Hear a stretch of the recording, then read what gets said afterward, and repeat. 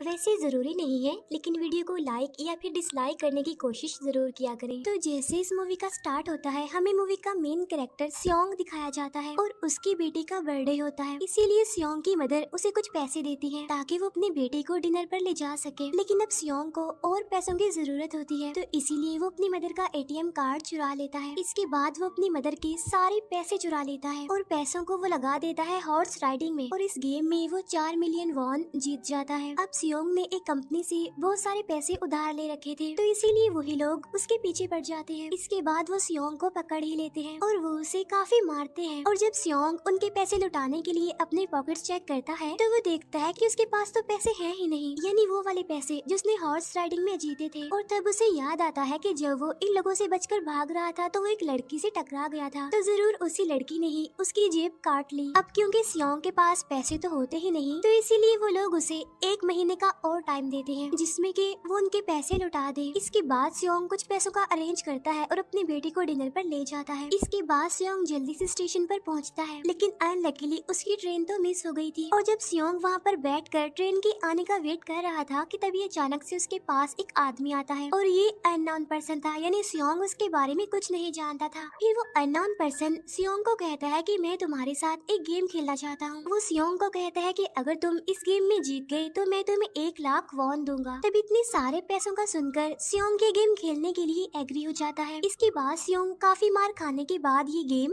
जीत जाता है, यानी वो 1 लाख वॉन हासिल कर लेता है। इसके बाद वो अननोन पर्सन सियोंग को एक कार्ड देता है, ये कहते हुए कि अगर तुम और पैसे जीतना चाहते हो तो इस कार्ड पर जो नंबर लिखा हुआ है उस पर कांटेक्ट करना। इसके बाद सियोंग जब अपने घर जाता है तो उसकी मदर उसे कहती है कि तुम्हारी बेटी अगले साल अपने स्टेप फादर के साथ यूएस में शिफ्ट हो रही है। यहाँ पर हमें ये पता चलता है कि सियोंग की डिवोर्स हो गई है और उसकी वाइफ ने दूसरी शादी भी कर ली है। लेकिन सियोंग कभी भी ये नहीं चाहता था कि उसकी बेटी उससे दूर जाए, लेकिन उसे बहुत सारे पैसे चाहिए होते हैं अपनी बेटी की कस्टडी वापस लेने के लिए, तो इसीलिए सियोंग उस कार्ड वाले नंबर पर कॉल करता है। इसके बाद सियोंग को एक गाड़ी में लाया जाता है जहाँ पर और भी लोग थे, लेकिन फिर उन सारे लोगों को बेहोश कर दिया जाता है। और जब उन सब लोगों की आँख खुलती है तो वो खुद को एक फैसिलिटी में पाते हैं जहाँ टोटल 456 लोग थे, और वो वहाँ पर एज अ प्लेयर थे क्योंकि उन सबको एक यूनिफॉर्म भी पहनाया हुआ था। इस फैसिलिटी का होस्ट यानी लीडर एक आदमी था जो कि फ्रंट मैन था वहाँ पर, और वो सब पर नजर रख रहा था। अब यहाँ पर एक कॉमन चीज थी कि जितने भी लोगों को वहाँ पर लाया गया था उन सब ने कर्जे लिए हुए थे बहुत ज्यादा। सियोंग वहाँ पर प्लेयर नंबर 1 से मिलता है जो कि एक बूढ़ा आदमी था। उस बूढ़े आदमी को ब्रेन ट्यूमर था, यही वजह थी कि वो यहाँ पर आया था क्योंकि उसकी लाइफ तो वैसे भी खत्म ही होने वाली थी। इसके बाद वहाँ पर 2 प्लेयर्स जिनमें लड़की का नाम सैबियोक और लड़के का नाम जेंग होता है, उनके बीच फाइट होती है। अब यहाँ पर सैबियोक वही लड़की थी जो सियोंग के पैसे लेकर भाग गई थी, यानी उसी ने उसकी जेब काटी थी। सियोंग तो उसे देखते ही पहचान लेता है, इसीलिए वो अपने पैसे मांगने के लिए उसके पास जाता है। तभी वहाँ पर कुछ गार्ड्स आ जाते हैं जिन्होंने पिंक कलर का यूनिफॉर्म पहना था और उनके फेस अच्छी तरह से कवर्ड थे। गार्ड्स उन सभी प्लेयर्स को बताते हैं कि तुम्हें यहाँ पर टोटल 6 गेम्स खेलनी होंगी और जो इस गेम का विनर होगा उसे बहुत सारे पैसे मिलेंगे।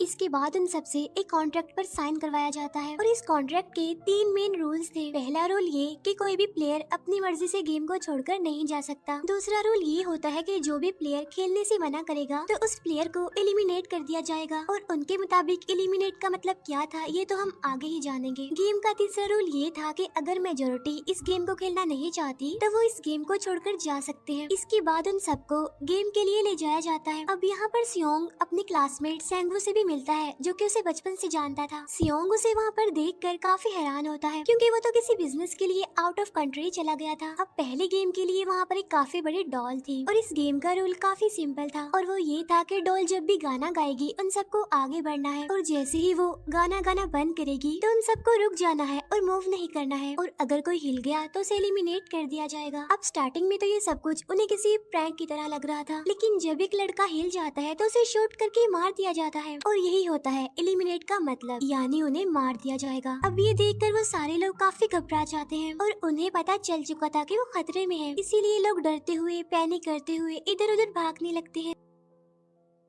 लेकिन अब क्योंकि गेम का रूल था, इसीलिए जो भी हिलता है उसे मार दिया जाता है और जितने भी सर्वाइवर होते हैं वो किसी न किसी तरह इस गेम को कंप्लीट कर ही लेते हैं। लेकिन जो लोग मर जाते हैं उनकी डेड बॉडीज को वहाँ से ले जाया जाता है और अब 456 प्लेयर्स में से सिर्फ 255 ही रह गए थे। अब क्योंकि वो सारे प्लेयर्स इतना ज्यादा डर जाते हैं कि अब कोई भी गेम खेलना नहीं चाहता था। लेकिन जैसा कि रूल नंबर 3 था कि अगर मेजोरिटी चाहे तो वो ये गेम स्किप कर सकती है, तो इसीलिए उनका लीडर यानी फ्रंटमैन वोटिंग करवाता है। लेकिन इससे पहले उन्हें प्राइज मनी दिखाई जाती है, यानी जो विनर को मिलेगी। लेकिन इन केस अगर कोई गेम को छोड़कर चला जाएगा तो ये सारे पैसे मरे हुए प्लेयर्स की फैमिलीज को मिल जाएंगे और ये prize money total 45 billion won होती है। इसके बाद वोटिंग करवाई जाती है जिसमें मेजोरिटी इस गेम को खेलना नहीं चाहती थी, तो इसीलिए गेम को यहीं पर स्टॉप कर दिया जाता है। लेकिन अगर कभी फ्यूचर में वो लोग चाहें तो इस गेम को रीज्वाइन कर सकते हैं। इसके बाद सभी लोगों को उनके घरों पर छोड़ दिया जाता है। नेक्स्ट डे सियोंग पुलिस स्टेशन जाता है और वहाँ पर वो पुलिस को सारी बात बता देता है, लेकिन उन लोगों को सियोंग की बातों पर यकीन नहीं होता और उल्टा वो लोग उसे पागल समझने लग जाते हैं। इसके बाद सियोंग उन्हें वही वाला कार्ड दिखाता है, लेकिन हैरान कर देने वाली बात तो ये है कि उस पर जो नंबर था वो रॉन्ग था। इसके बाद सियोंग जब घर जाता है तो उसकी मदर वहाँ पर नहीं होती। उधर सियोंग का क्लासमेट सेंगवू अपनी मदर को छुप कर देख रहा होता है और तभी वहाँ पर सियोंग भी आ जाता है। यहाँ पर सेंगवू अपसेट होते हुए सियोंग को बताता है कि मेरे ऊपर 6 बिलियन का कर्ज है। वो बताता है कि मैंने क्लाइंट्स के पैसे लेकर स्टॉक मार्जिन में लगा दिए थे, लेकिन अनलकीली वो सारे पैसे डूब गए। और तभी सियोंग के पास हॉस्पिटल से कॉल आती है। सियोंग की मदर का पाँव काफी इंजर्ड था, लेकिन डायबिटीज का ट्रीटमेंट ना होने की वजह से उनकी चोट और ज्यादा बढ़ गई। तब डॉक्टर सियोंग को बताते हैं कि तुम्हारी मदर का ट्रीटमेंट हो सकता है, लेकिन इसके लिए हमें इनका पाँव काटना होगा। लेकिन इस ऑपरेशन में बहुत सारे पैसे लगने वाले थे, लेकिन जाहिर सी बात है सियोंग के पास इतने पैसे तो होते नहीं। इवन उसने तो अपनी मदर के इंश्योरेंस के पैसे भी उड़ा दिए थे। तब इसीलिए सियोंग पैसे मांगने के लिए अपनी वाइफ के पास जाता है, लेकिन उसकी वाइफ उसे पैसे देने से इनकार कर देती है। फिर उसकी वाइफ अपने हस्बैंड को बताती है कि सियोंग आया था पैसे मांगने के लिए और तभी उसका हस्बैंड सियोंग को पैसे देने आता है। साथ साथ उसे ये भी कहता है कि मेरी फैमिली से दूर रहो, लेकिन सियोंग उसे मारने लगता है और तभी उसकी बेटी भी वहाँ पर आ जाती है। इसके बाद सियोंग का एक फ्रेंड अपने बॉस के पास पैसे मांगने जाता है, लेकिन उसका बॉस उसे पैसे देने से मना कर देता है, तो इसीलिए उन दोनों के बीच फाइट होने लगती है। इस फाइट के दौरान उसके बॉस का हाथ मशीन में आ जाता है, तो मौके का फायदा उठाकर सियोंग का फ्रेंड पैसे लेकर वहाँ से भाग जाता है। फिर इसके बाद सियोंग का फ्रेंड अपने घर आकर अपनी वाइफ को कहता है कि पहले फ्लाइट लो और जाओ यहाँ से। इसके बाद सईब्यूक एक एजेंट से मिलती है, क्योंकि उसने अपनी मदर को नॉर्थ एरिया से साउथ एरिया में लाना था। सईब्यूक वही लड़की जिसने सियोंग की जेब काटी थी, लेकिन यहाँ अपनी मदर को लाने के लिए सईब्यूक को बहुत सारे पैसों की जरूरत थी। अब सईब्यूक का एक छोटा भाई भी होता है, जिससे उसने प्रॉमिस किया होता है कि मैं मदर को जरूर ले आऊंगी। इसके बाद हमें एक ऑफिसर दिखाया जाता है और इस ऑफिसर का भाई कुछ टाइम से मिसिंग था, इसीलिए वो ऑफिसर अपने भाई के घर जाता है, जहाँ उसे पता चलता है कि उसका भाई तो पिछले कुछ दिनों से अपने घर पर भी नहीं आया। और जब वो ऑफिसर घर को चेक कर रहा होता है तो उसे एक कार्ड मिलता है वहाँ पर, और इस ऑफिसर ने सेम ऐसा ही कार्ड पुलिस स्टेशन में सियोंग के पास भी देखा था, तो इसीलिए वो ऑफिसर सियोंग के पास जाकर उससे इस बारे में पूछता है, लेकिन सियोंग उसे कुछ नहीं बताता। इसके बाद सियोंग जब अपने घर जाता है तो उसे वो कार्ड दोबारा मिल जाता है वहाँ पर। अब सियोंग डिसाइड करता है कि वो दोबारा से उस गेम को ज्वाइन करेगा, इसीलिए सभी प्लेयर्स को एक शिप के पास ले जाया जाता है। इधर ही वो ऑफिसर भी गाड़ियों का पीछा करते हुए उस शिप तक आ जाता है। वो एक गार्ड को मारकर उसे पानी में फेंक देता है। इसके बाद उन सभी प्लेयर्स को एक आइलैंड पर मौजूद फैसिलिटी में लाया जाता है। अब यहाँ पर उन्हें जरा भी अंदाजा नहीं था कि अगला गेम कौन सा होगा और उसे कैसे खेला जाएगा। इसके बाद वो लोग अपनी अलग अलग टीम्स बना लेते हैं। रात को सईब्यूक और उसकी फीमेल फ्रेंड वॉशरूम जाते हैं। यहाँ पर सईब्यूक गार्ड्स की नजरों से बचते हुए उस फैसिलिटी को एक्सप्लोर करने लगती है। तभी वो देखती है कि गार्ड्स बड़े बड़े बर्तनों में कुछ बना रहे हैं,